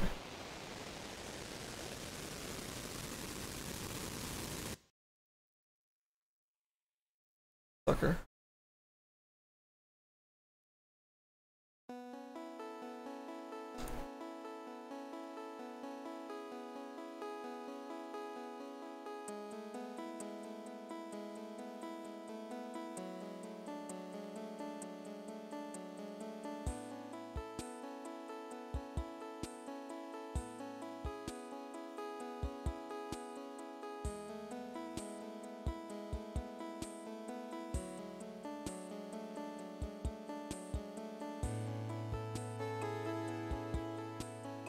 Yeah, what we can do here too is, well, let me save this first. I'm gonna mess shit up.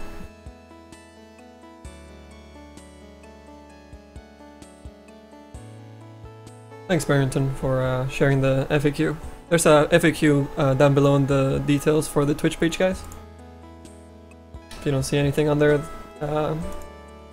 ask away. Where's our camera?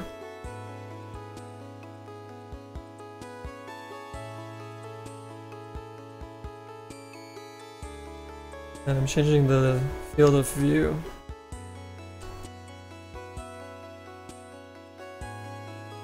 I'll make the foreground objects much larger. See how big that hook got? It's freaking massive. And the things in the back get smaller, so we get some nice depth. And it'll look even better once we start adding, fogging things out and making it a bit more illustrative, a bit more concept-y.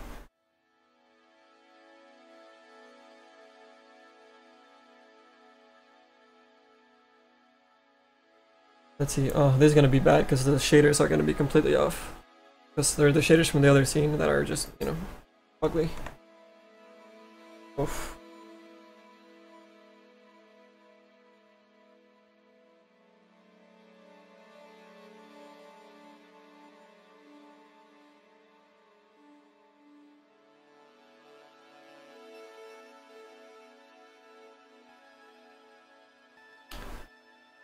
Where are we?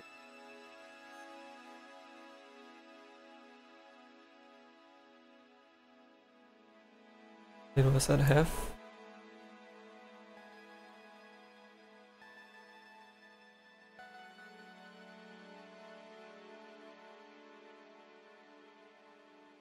Alright, so it's not a crazy bad render. It has no specular at all, it's all diffuse. And a little bit of rim lighting, which is actually not great. We didn't get any of the rim lighting we were getting before. It's just where the lights are. Yeah, see? They're way down here. Gonna move those lights up. This constant backdrop, you know, like you see in photographers use. I'm actually using in a 3D scene, and I'm bouncing light off this huge square, and it's shooting light behind the fudge. I got some fake rim lighting. You'll see some lighting start kicking up over here. See that? I have some lighting hitting his face. More than that. For this guy up there.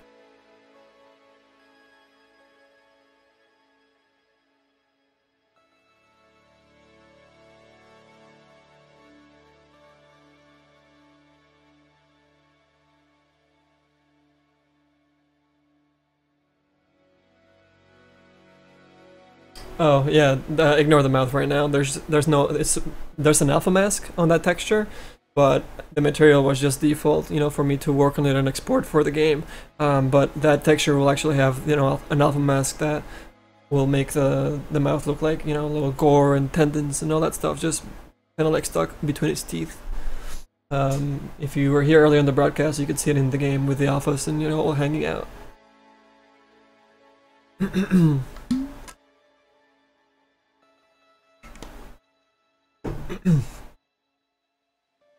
Alright, so we're getting more interesting lighting. A bit of rim.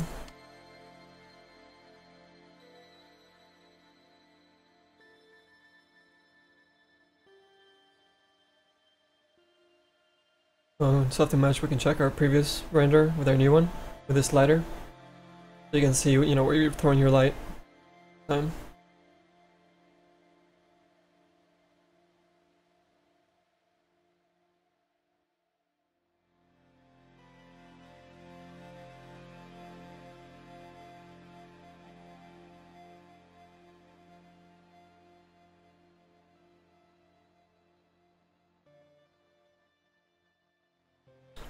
No, I definitely can add more tentacles to the model.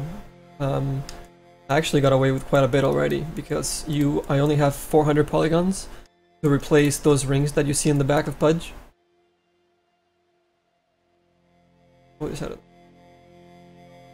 So I used the 400 polygons to create this piece here. Which is actually quite a bit, you know, especially the size of it. Because the texture's tiny, you know, for those rings. But I was able to make a normal map for just 3 edge loops, and then multiply or mirror that UV image across all the way. So if you see the UV map for this guy, here's the texture map, and see how it tiles and it tiles and it tiles and it tiles and it tiles. The actual texture is only this 3 edge loops, or 3 poly loops. But with the normal map and the lighting and everything, and the shadowing and the twisting that I did on them to put the shadow on the inside at all points as it goes across his body, works really well. So it looks like it's using actually a way larger texture than it actually is.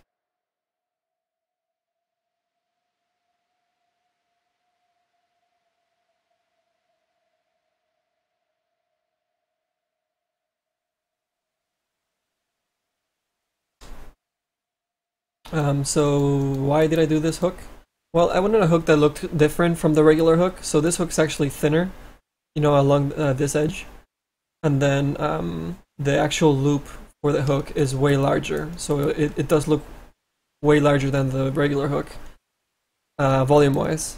And then I added this sharp inside part to the knife where he cuts after he hooks you as well.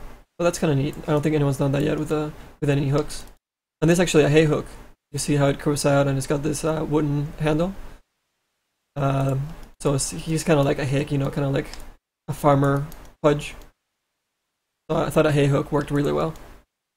And then actually after I finished all those items, at least the low poly for those items, I came up with the idea of replacing the back rings with, you know, intestines that are actually falling out of him, and then use the intestines to throw the hook. I was like, oh, that will make the hook even more unique than it already is. You know, if you can see the intestine attached to it at all times. So that's how the idea was born for that, which I was really happy with. Really happy.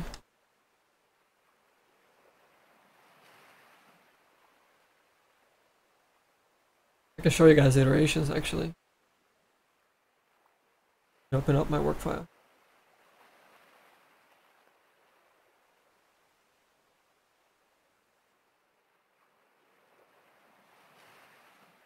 I already did 6 items, which is all the items that you can do for Pudge. So I can't change, you know, the pants anymore. And you don't really see them from the top view.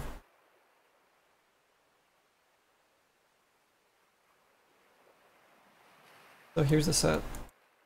So here's 1, 2, 3, 4, 5, 6. Those are the 6 items.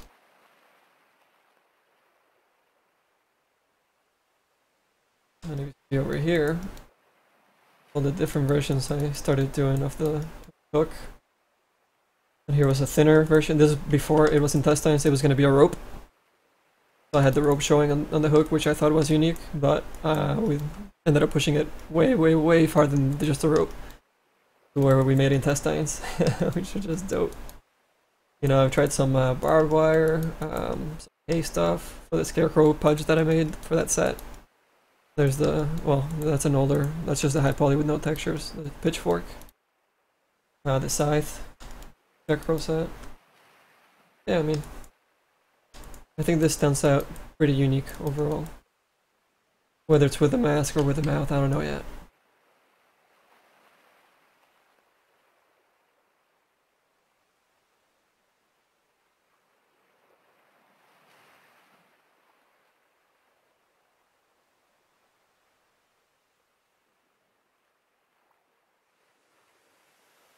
The blood, I can show you guys in game actually before, you know, if I head out in like 10-20 minutes.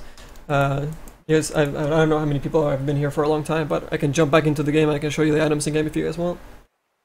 You can see how the blood animates a little bit and how the intestines jiggle around as he walks. That'll be the last thing we do tonight, maybe.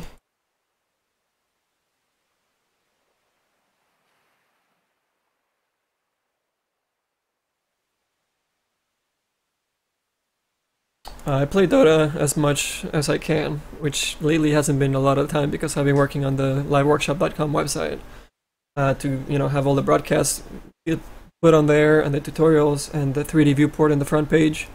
So yeah, actually, when I submit this, just before I submit this file, I'm gonna feature the set in that pose in the front page as a 3D model where you'll be able to spin it and you can check it out in 3D there. So right now I have the bloodstained bridges. Where are they? There you go. So these guys are already in the game. Let me hide the intent. Only in the way. So these guys are already in the game. And that's the model you can see at LiveWorkshop.com. You can spin it around and check it out. And the new items that we create and the new sets that we create on the website, they will get featured into their own pages and sometimes in the front page. But yeah, the viewport works great. You don't need to download any plugins or anything. You just load the web page and bam, it's working. It just takes you know, a few seconds to load all the textures. So just give it, you know, maybe 5-10 seconds, and you should be good.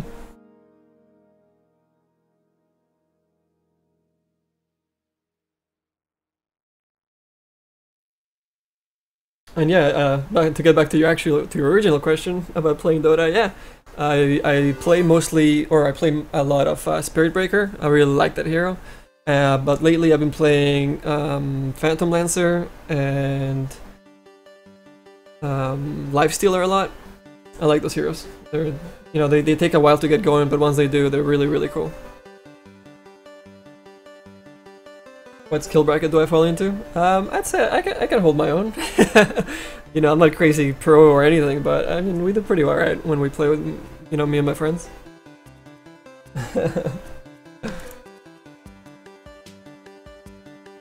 Should we stream a match? Do you guys want to watch a match? I don't know, you guys want to sit there for 40 minutes and watch a match?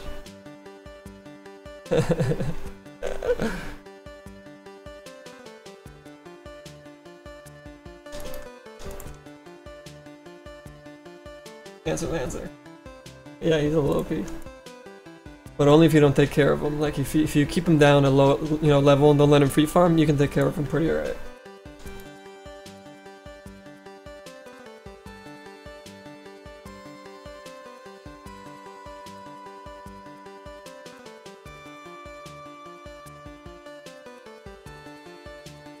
Here's the link for the image if anybody wants it. For the tutorial, the really quick tutorial of how to make a beauty render out of a quick low poly render for your item or set. So there's the image, and then probably tomorrow the broadcast and the tutorial for that section of today's stream will get posted out, so you guys can watch it again, or the new people that just joined that missed it can watch it. How to make that image. I think, how long did it take us to make that image, guys? Like an hour maybe? I don't know, I lost completely, like, track of time's completely out. By 4:30 in the morning, I have no idea what the hell's going on. I haven't made a Pudge carrier, if somebody just asked on the channel. That's not a bad idea though.